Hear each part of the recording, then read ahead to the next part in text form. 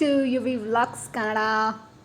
So ಇವತ್ತಿನ recipe ಏನಪ್ಪ ಅಂತಂದರೆ ಹಾಗಲಕಾಯಿ ಪಲ್ಯ ಅನ್ನೋದಕ್ಕಿಂತ ಹಾಗಲಕಾಯಿ ಗೊಜ್ಜು ಹೇಗೆ ಮಾಡೋದು ಅನ್ನೋದನ್ನು ನಾನಿಲ್ಲಿ ತಿಳಿಸ್ಕೊಡ್ತಿದ್ದೀನಿ. ಸೊ ನಾನಿಲ್ಲಿ ಫಸ್ಟು ಹಾಗಲಕಾಯಿನ ಎಲ್ಲ ಕಟ್ ಮಾಡಿ ಇಟ್ಕೊಂಡಿದ್ದೀನಿ. ನೆಕ್ಸ್ಟು ಒಂದು ಈರುಳ್ಳಿ ದೊಡ್ಡ ಗಾತ್ರದಷ್ಟು ಕಟ್ ಮಾಡಿ ಇಟ್ಕೊಂಡಿದ್ದೀನಿ. ಸ್ವಲ್ಪ ಕರಿಬೇವು, ಒಂದು ಟೊಮ್ಯಾಟೊ, ಒಂದು ನಿಂಬೆಹಣ್ಣು ಗಾತ್ರದಷ್ಟು ಹುಣಸೆಹಣ್ಣು ನೆನೆಸಿಟ್ಕೊಂಡಿದ್ದೀನಿ. ಹಾಗೆ ಬೆಲ್ಲದ ಪುಡಿನ ಇಟ್ಕೊಂಡಿದ್ದೀನಿ. ಹಾಗಾದರೆ ಬನ್ನಿ ನೆಕ್ಸ್ಟ್ ಹೇಗೆ ರೆಸಿಪಿನ ಸ್ಟಾರ್ಟ್ ಮಾಡೋದು ಅಂತ ನೋಡ್ಕೊಳ್ಳೋಣ. ಸೊ ನಾನಿಲ್ಲಿ ಹಾಗಲಕಾಯಿನ ಬೇಯಿಸೋಕೆ ಇಟ್ಕೊತಾ ಇದ್ದೀನಿ. ನಾವು ಬೇಯಿಸಾದರೂ ಬೇಯಿಸ್ಕೋಬೋದು, ಇಲ್ಲಾಂದರೆ ಸ್ಟೀಮ್ ಆದರೂ ಮಾಡ್ಕೋಬೋದು. ಬಟ್ ನಾನಿಲ್ಲಿ ಬೇಯಿಸೋಕೆ ಇಟ್ಕೊತಾ ಇದ್ದೀನಿ. ನೋಡಿ, ಇದಕ್ಕೆ ನೀರು ಸೇರಿಸ್ಕೊಂಡು ನಾನು ಇಲ್ಲಿ ಒಲೆ ಮೇಲೆ ಇಟ್ಕೊಂಡಿದ್ದೀನಿ. ಈಗ ಹಾಗಲಕಾಯಿ ಎಲ್ಲ ಬೆಂದಿದೆ. ಸೊ ಹಾಗಲಕಾಯಿನೆಲ್ಲ ನಾನು ಸಪ್ರೇಟಾಗಿ ತೆಗೆದಿಟ್ಕೊಂಡು ಬೇಯಿಸಿರೋ ನೀರನ್ನ ನಾನು ಚೆಲ್ಲಲ್ಲ, ಅಂದರೆ ವೇಸ್ಟ್ ಮಾಡಲ್ಲ. ಅದನ್ನು ಬೆಳಗ್ಗೆ ಎದ್ದು ಖಾಲಿ ಹೊಟ್ಟೆಲಿ ಕುಡಿಯೋದ್ರಿಂದ ತುಂಬ ಹೆಲ್ತ್ ಬೆನಿಫಿಟ್ಸ್ ಇದೆ. ಹಾಗಲಕಾಯಿಂದನೂ ಸಿಕ್ಕಾಪಟ್ಟೆ ಹೆಲ್ತ್ ಬೆನಿಫಿಟ್ಸ್ ಇದೆ. ಸೊ ಹಾಗಾಗಿ ಆದಷ್ಟು ಹೆಲ್ತಿ ಫುಡ್ಡನ್ನು ತಿನ್ನಿ ಅಂತ ಹೇಳ್ತಾ, ಈಗ ಒಂದು ಬಾಣಲಿಗೆ ನಾನು ಎಣ್ಣೆ ಹಾಕ್ಕೊಂಡಿದ್ದೀನಿ. ಸೊ ಎಣ್ಣೆ ಕಾದ್ಮೇಲೆ ಸಾಸಿವೆ ಹಾಕ್ಕೊಂಡು ನೆಕ್ಸ್ಟು ಅದಕ್ಕೆ ಈರುಳ್ಳಿ, ಕರಿಬೇವಿನ ಸೊಪ್ಪನ್ನ ಆ್ಯಡ್ ಮಾಡ್ಕೋತಾ ಇದ್ದೀನಿ. ಆ್ಯಡ್ ಮಾಡ್ಕೊಂಡ್ಮೇಲೆ ಸ್ವಲ್ಪ ಚೆನ್ನಾಗಿ ಫ್ರೈ ಮಾಡಬೇಕು. ಆಲ್ಮೋಸ್ಟ್ ಗೋಲ್ಡನ್ ಬ್ರೌನ್ ಬರೋವರೆಗೂ ನಾವು ಫ್ರೈ ಮಾಡ್ಕೊಬೇಕು. ಅದು ಫ್ರೈ ಆದಮೇಲೆ ನಾನಿಲ್ಲಿ ನೆಕ್ಸ್ಟು ಟೊಮೆಟೊ ಆ್ಯಡ್ ಮಾಡ್ಕೋತಾ ಇದ್ದೀನಿ. ಸೊ ಟೊಮೆಟೊಸ್ ಎಲ್ಲ ಆ್ಯಡ್ ಮಾಡ್ಕೊಂಡ್ಮೇಲೆ ಅದು ಸ್ವಲ್ಪ ಎಣ್ಣೆ ಬಿಟ್ಕೊಳ್ಳೋವರೆಗೂ ನಾವು ಚೆನ್ನಾಗಿ ಫ್ರೈ ಮಾಡ್ಕೋಬೇಕು.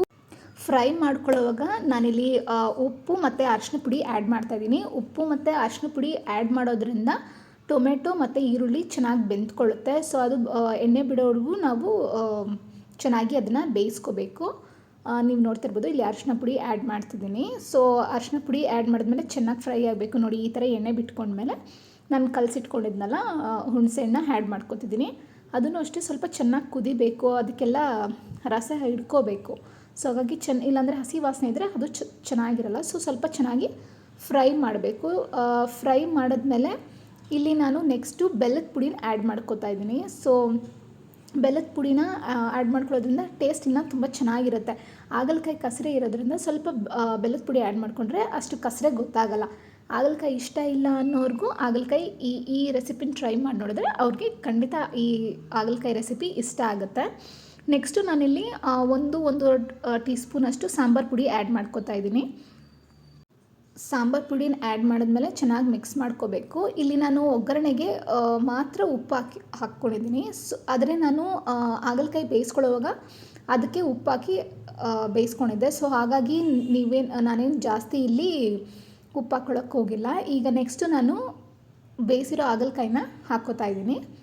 ಸೊ ಅದೆಲ್ಲ ಹಾಕ್ಕೊಂಡ್ಮೇಲೆ ಒಂದು ಚೆನ್ನಾಗಿ ಮಿಕ್ಸ್ ಮಾಡ್ಕೋಬೇಕು. ಚೆನ್ನಾಗಿ ಮಿಕ್ಸ್ ಮಾಡಿ ಹುಣಸೆಹಣ್ಣು ರಸ ಎಲ್ಲ ಹಾಗಲಕಾಯಿಗೆ ಹಿಡಿಬೇಕು.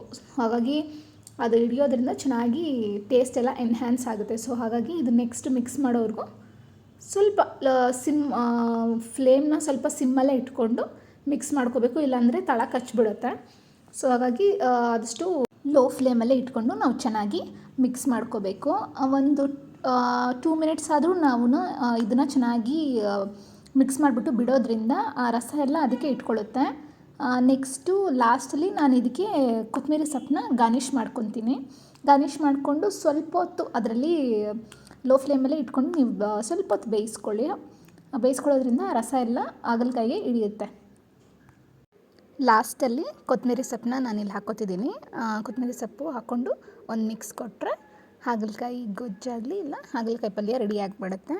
ತುಂಬ ಚೆನ್ನಾಗಿರುತ್ತೆ. ಒಂದು ಸಲ ಟ್ರೈ ಮಾಡಿ ನೋಡಿ. Thank you.